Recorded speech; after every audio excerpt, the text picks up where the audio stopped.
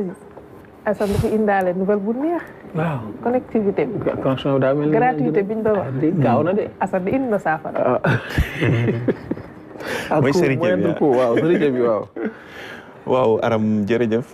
maa ngi lay nuyu di nuyuwaat suñu invité yi di nuyu téléspectateurs yi kon ni nga ko waxee rek nouvelle bu neex lañ àndaale mooy satellite internet par satellite bi nga xam ne ñu ngi ko doon junj fan yii yëpp. keroog sax waxtaan nañ ci ak directeur des télécommunications il y a 2 semaines. kon mën nañ ne egsi na ndax Starlink ki nga xam ne moom moo ko annoncé mooy Elon Musk ci page X am di yëgle ne kon Sénégal léegi Starlink yegsi na fa disponible na fa couverture bi commencé na te dolli ci nag ay information jëm ci tarif yi jëm ci couverture bi jëm ci gaawaay bi ndaxte connexion internet par satellite li ci gën a am solo mooy au débit la au débit la en plus latence bi dafa yeex maanaam boo bësee li ngay xaar du yàgg pour li nga bës mën a ubbeeku moo xam muy vidéo jeu en ligne wala yeneen fif lay def fif waaw xam naa image yi dinañ ci ñëw léegi ci tweet boobu nga xam ne Elon Musk def na ko ginnaaw bi sax ci la ñu jàngat gis tarif yi nga xamante ne nii tam moom lañ teg ci marché bi muy pour nga xam ne yittewoo nga ko mu nekk nag annonce boo xam ne dafa mottali li nga xam ne kilifa yi annoncé woon nañ ko président de la république defoon na ko waxoon na ko ci discours fin d'année bi muy internet par satellite nga xam ne dina tax di zone yi nga xam ne actuellement fibre yi egguñu fa couverture internet bi egguñu fa ñu mën fa am li nga xam ne waaw ñu leen di wax ay zone blanche ñu mën a am ñoom tamit internet par satellite ndax moom laajul fil laajul dara ay satellite la yoo xam ne mën naa ne toll na ci juróom-benn junni yu wër àdduna bi day dem ba tiim benn dëkk rek kon nga mën ci connecté wu ci anam yu gaaw a gaaw yoo xam ne dana tax yaakaar naa njort naa en tout cas coût communication yi dina wàññeeku te it dina tax ñenn ñi nga xam ne ñi ngi doon jàmbat ñàkk réseau dootuñu ko jàmbat mu nekk aussi nouvelle boo xam ne autorités yi ñu ci bëri réagir guñ ci wante gis nañ ki nga xam ne mooy directeur cabinet bu ministère bi ñu dénk wàllu communication ak télécommunication ak numérique mu rafetlu ko ba testé ko ba publier moom tamit benn tweet ci X di xamle ne connexion bi jaar na yoon débit bi yéeg na te Sénégal am na kon li nga xam ne mooy internet par satellite mu nekk nag 26 réew bu nekk ci Afrique boo xam ne internet par satellite boobu egsi na fa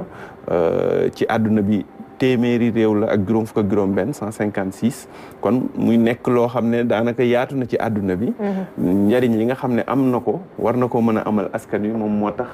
yaatuwaay boobu mi ngeen di gis ni mooy Mouhamadou Seck moom mooy directeur de cabinet du ministère biñ dénk wàllu numérique moom testé na ko fële ca Mamel. waaw ba ne welcome Starlink. bay wax ne daal. kon révolution la nar a indi xanaa de. yemb na révolution la. waaw tarif yi tam gis ngeen ko laaj na maanaam pour nga jënd kit bi nga xam ne moom ngay installé pour mën a am connexion bi. tarif yi nag xaw naa yéeg waaye loolu benn yoon nga koy def box yi am ci yeneen waaw 147 000 wala bu 114 000 bi après nga frais d'installation 14 000 la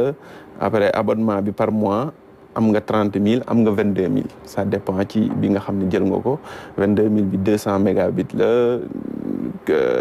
30 000 bi 350 loolu yëpp nekk loo xam ne daal bu demee noonu ñi nga xam ne noonu lañ ko waxee moom di nga connecté wu ci anam yu yemb yoo xam ne maanaam doo jàmbat dara daal ci yeexaay wala yu mel noonu mu nekk nag lu am solo doon nag programme mu New Deal technologique boo xamante ne nii yàggoon nañu annoncé couverture réseau boo xam ne day daj Sénégal yëpp mu am maanaam démocratie ci wàllu woowu ndaxte zone yi am réseau zone yi amuñu ko loolu jàmbat la woon ci askan wi yëpp donc lii jéego bu am solo la te gëm naa ne sax à la longue li muy jur moom mooy li nga xam ne mooy coût yi nga xam ne ñu ngi koy def ci wàllu am internet connecté wu sa téléphone ak yooyu gën a wàññeeku ndax concurrence dafa baax pour wax ko ci wolof wujj lu am solo la.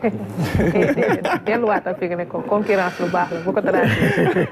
ñu ñëw ba tey ci New Deal technologique boobu ci la ñuy des mais bi la yoon yaa ngi wax ak bi ñuy tàmbali sànq ak Aziz industrie culturelle créative yi. waaw industrie culturelle ak créative tamit New Deal bi dafa am ab pàcc bu am solo bu mu boo xamante ne nii moom la ko jagleel ndax bu ñu waxee soutien à l'innovation et aux startups mën nañ ne industrie yooyu ci la ñu bokk ndaxte lépp lu jëm ci wàllu streaming xam nga ne ay jamono dañ naan jënd ay cassette ak ay CD léegi dañ ay écoute la ñuy wàññi ak ay vues donc am na ay njeexital yoo xam ne jur na ko ci ñi nga xam ñooy yëngu ci secteur boobu noonu muy ci wàllu musique wala cinéma wala yeneen ak yeneen léegi nag rôle boobu nga xam ne New Deal technologique war na ko jouer ci industrie boobu noonu ñu koy wax ICC dañ ciy déglu ki nga xam ne moom mooy docteur Pape Meissa Samb moom tamit université Gaston Berger la nekk fa enseignant vacataire ci UGFR bi ñuy wax CRAC mooy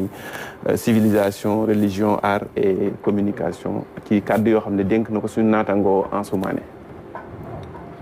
Et dans son rôle d'encadrer tout ce qui est patrimoine culturel et tout ce qui est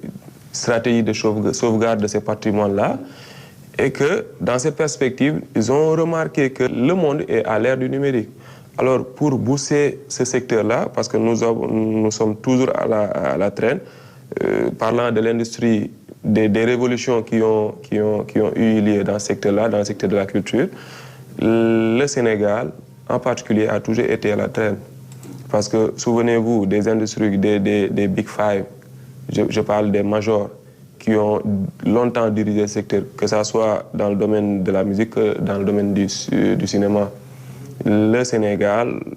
et même l'Afrique de manière générale, n'a jamais eu de participation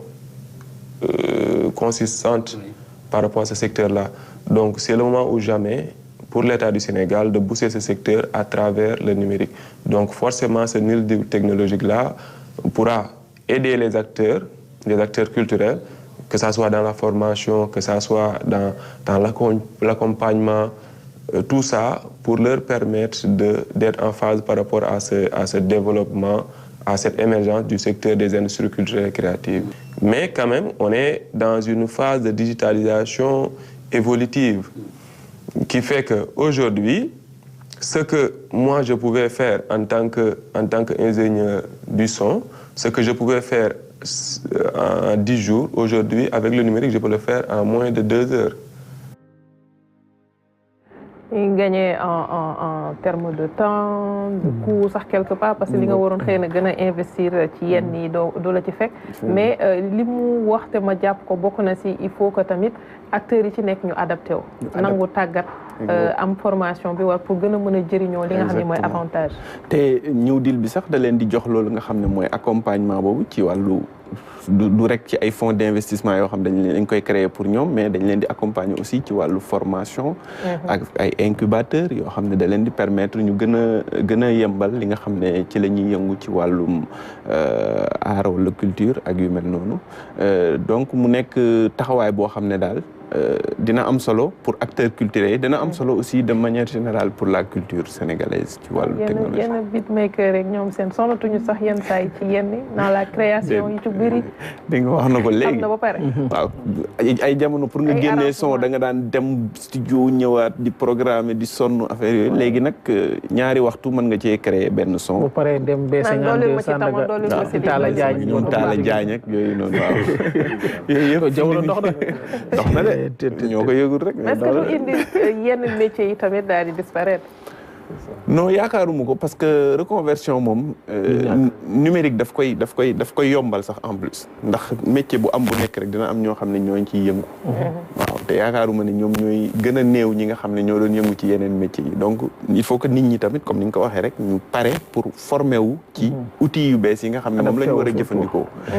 adaptation boobu noonu moom lañ soxla mais yaakaaruma ne dina tax yenn métiers yi effacé loolu moom ñu ngi ko doon wax ci wàllu technologie depuis le début mais yaakaar naa ne au contraire dafa gën a créer ay vocation parce que gis nga ñoo xam ne jamono yi seen liggéey yëpp ci téléphone rek lañ koy def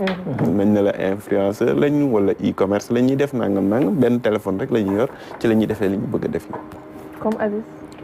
waaw fi lay toog lijjanti yéen yi nga ko gis entre coordination rek waaw yëpp waaye lépp ñaari téléphone ak benn tablette la ci message yi de c'est bien de souligner pas Sénégal numérique ñoo ko jox ñaari téléphone kuréel spécial bi lan lay def moom it pour contribuer ci jëmmal New Deal technologique boobu nga xam ne moom la kii di wax Assane. waaw soxna Aram donc may permettre d'abord ma remercier waat leen ci invitation bi léegi bi ma déggee sëñ Assane muy wax New Deal technologie ak innovation bi am notamment accès à internet dañ ci am en tout cas plaisir bu rëy parce que déjà ñun université ku ko wax connexion surtout au niveau du campus social bi nga xamante ni étudiants yi ñi ci ëpp fa la ñuy dëkk booy xool seen plateforme yi année yëpp wifi day ñëwaat day dellu si donc lii c'est une bonne nouvelle aussi pour les universités par rapport ak New Deal bi aussi ñun ñu ngi lancé wu bu baax ci digitalisation bi ci boo waxee digitalisation wax numérique pour que au moins suñu service lu mel na codification bi lu mel na restauration yi daal da ngay ñëw rek mu ne sa téléphone yooyu noonu on est def nañ la phase test qui s'est très bien passée donc dans des semaines à venir on va faire la prochaine étape pour dire que aussi université yi loolu c'est une très bonne nouvelle pour ñu xam ni tout ce qui est connectivité tout ce qui est numérique et digitalisation dinañ ci gën dox ay jéego ici. Assane jërëjëf. jërëjëf soxna Aram di la sant di la gërëm. di la jox rendez-vous jeudi prochain incha allah. incha allah di la jox Aziz rendez-vous. Merci beaucoup.